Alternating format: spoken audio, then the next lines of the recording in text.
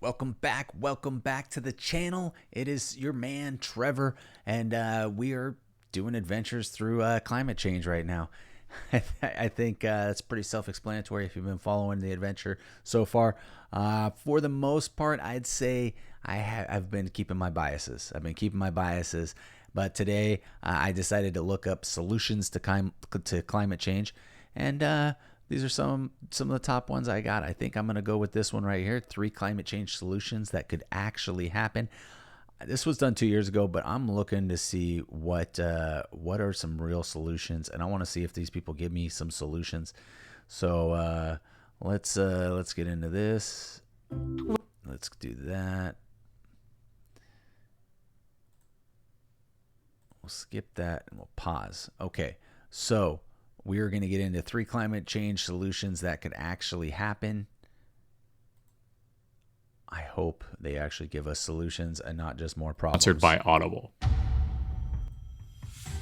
Climate change is upon us. Oceans are rising, fires are raging, storms are brewing, and we need solutions fast. And world leaders and politicians often seem to be spewing empty promises. And that's why we are pledged here in the UK to deliver net zero by 2050. But there is hope on the horizon. We just need to act fast. We have hundreds of readily available climate change solutions at our fingertips that, when scaled up, could successfully prevent and then balance the amount of CO2 in the atmosphere back to pre-industrial levels. Project Drawdown, a nonprofit group of researchers and scientists, compiled a list of the top 100. In this video, we're going to talk about just 3, which, when expanded over the next 30 years, could reduce emissions by as much as 269 gigatons of CO2, which is a staggering amount when compared to the fact that since 1751, the world has emitted a cumulative total of 1,500 gigatons of CO2. That's a lot. In Kigali, Rwanda, 106 representatives shuffled through a meeting hall. The mood was relaxed as they scribbled their signatures on what would become one of the most significant global climate agreements you've probably never heard of. Yeah. But before we discuss the inner workings of what is now called the Kigali Accord, let's first look at the problem we face. To do that, we have to travel back to 1987, to a balmy August day in Montreal. That day, 196 countries and the European Union ratified a protocol calling on all countries to phase out the use of chlorofluorocarbons, or CFCs, in refrigerants by 1996. Up until 1987, CFCs were shredding a hole in the ozone, but as a direct result of the Montreal Protocol, That's what we always talked about. When I grew up, it's always like, can't spend too much time outside. There's a hole in the ozone, you'll get burnt. And that's all I heard. That's why everything was global warming and it wasn't climate change, which is what kind of started my descent on believing what's going on with climate change. But I digress. Let's get back to this. Use dropped drastically, and the hole in the ozone layer began to shrink. The treaty was a definitive success, except for one thing.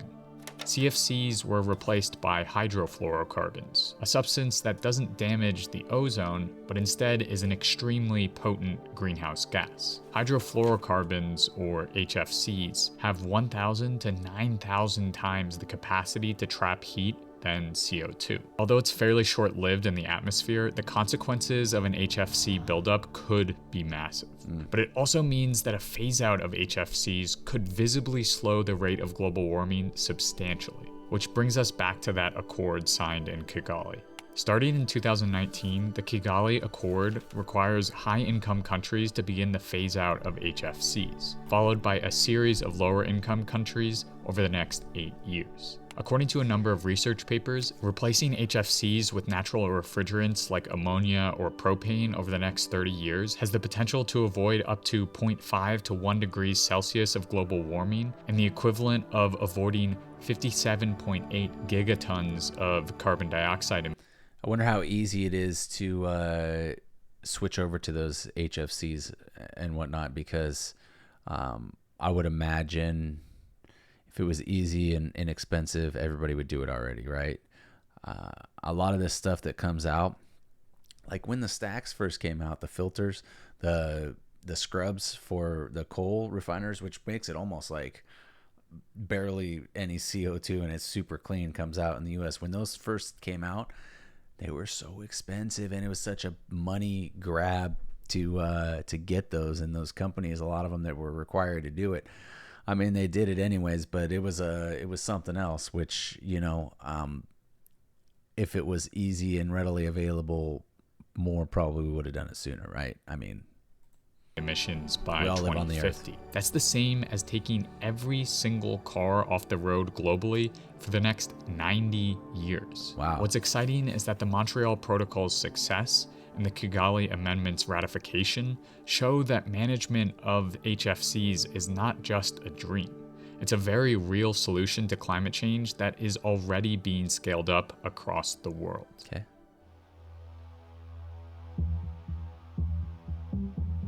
In Denmark, factories are forging giants, colossi that scrape the sky and cling to the wind, because wind is what Denmark knows best. And nowadays, it's where they're getting a whole lot of their energy. Onshore wind turbines provide a huge opportunity for low-cost and low-emissions energy creation. Indeed, in 2019, yes. Denmark sourced 47% of its electricity from wind turbines, with 29% of that coming from onshore installations. Turbines have a remarkably small land footprint, allowing for farming, recreation, and conservation to continue under their shadows. The researchers at Project Drawdown propose that if we can scale onshore wind capacity to 26% of our global energy consumption, we could avoid roughly 147 gigatons of greenhouse gas emissions by 2050. But right now, the world only derives 4% of its energy from wind power. They'll probably get into this, but there's a lot of places that are not conducive to wind turbines, that don't have enough wind to justify them. In addition, I have been to a lot of places in North Dakota and a few other places that had a bunch of wind turbines, and the amount of hydraulic fluid that leaks and oils that leak and oils that have to be changed and things that have to be changed on those and maintenance and everything. It's not just a clean, renewable source. So I know it seems great, and I do think it's a great supplemental source. I think it's going to remain that, a supplemental source. We can't rely on it. It's just the way it is. So how do we get from 4% to 26% in the next 30 years? Oh, you want to copy a place that's really windy? I gotcha. If you can produce your own wind, then let's talk. I look at this question much more in depth in my renewable energy solutions video, but in short, the current rate of onshore wind expansion will not be enough to reach 26% by 2050. We need to spur the ethical expansion of the wind turbine construction industry with smart energy policy and generous government subsidies, all while ensuring that the raw materials for these turbines are not sourced from exploitative extraction industries and majority. These are government subsidies that go to these corporations, these companies that take our tax dollars and then make the turbines and then sell us back the energy from the taxes that we paid. I do think there's a spot for subsidies. I do think, even going to space, we need to explore going to space and explore what's up there. Education is a great place for subsidies. However, this stuff is crazy.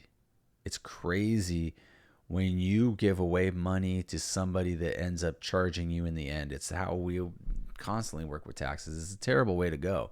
It's terrible. Okay. It just depletes the poorer income, the middle class, to become poor. It never incentivizes you to get ahead or be able to get ahead, because you're giving money to other things, to other people, so that you can just buy it back. World. And once the turbines are built, the implementation of backup systems like grid interconnections and large-scale storage techniques are essential for wind energy's success. Because unfortunately, The wind does not blow How are you all going to do of that? the time. That's my question. These Correct. are Herculean tasks, but they are possible. And considering the consequences if we don't quickly scale up wind production, windy landscapes across the world have the moral responsibility to follow in the footsteps of Denmark. A future of wind turbines could have substantial positive effects on our changing climate. No. Wind they turbine didn't go construction plant-based and diet. refrigerant management are large-scale infrastructure tasks that will undoubtedly longer require trust this global video. government mobilization on an unprecedented scale. And while more personal actions like pressuring corporate and government officials on the street, in the mail, or on the phone are essential for driving those solutions, there's another solution that you can tackle in your everyday life: embracing a plant-based or plant-rich diet. The fossil fuel demands associated with animal feed, transportation, deforestation, and animal emissions themselves make up a large chunk. Do you know how much agriculture it takes if you want a pure vegan spread?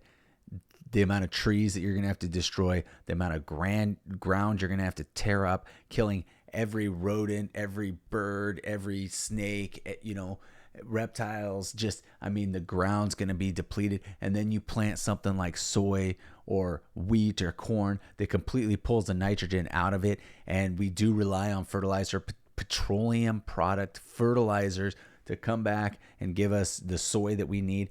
Meanwhile, soy is destroying men's testosterone. It's literally making men, have more estrogen, and our bodies weren't built for all this vegetable type of stuff. That's why when you eat a vegetable-based diet, you are very gassy. You're very gassy.